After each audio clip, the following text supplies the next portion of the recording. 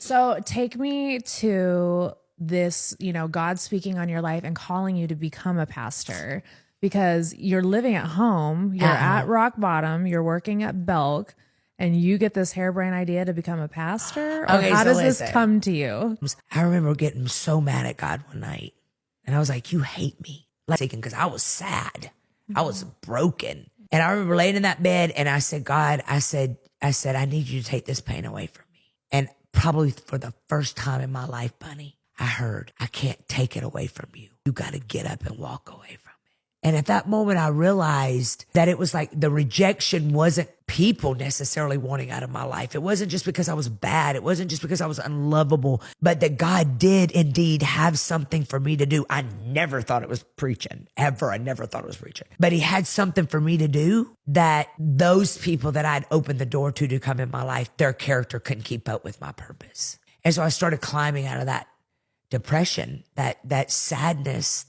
Right in the beginning of this journey of me finding God and really like just hungry. I came home drunk one night. I was probably 38, and it was the last time I got drunk. I come home drunk. We'd had a party, and that night I walk in my house. I remember the girl, the one that drove me home, she had called my son and said, I need you to open the door because I'm bringing your mama home.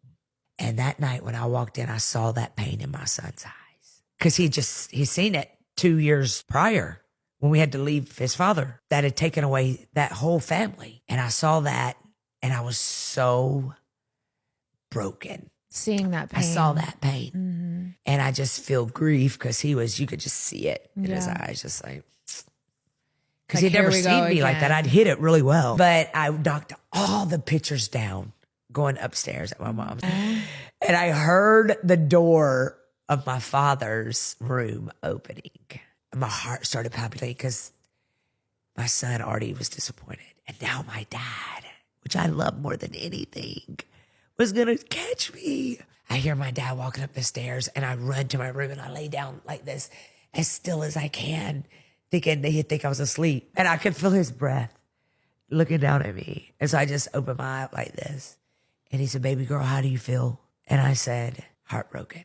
And he said, well, you're going to get through this. He said, but I hope you don't have a hangover tomorrow. Daddy's going to tuck you in, forgive yourself. But tomorrow, you're going to get up and lead praise and worship at our church. And I thought, there's a lightning bolt about to go through the ceiling of that church. I laid in that bed that night and cried my eyes out because I felt like another moment where Jesus was holding me and saying, let it go.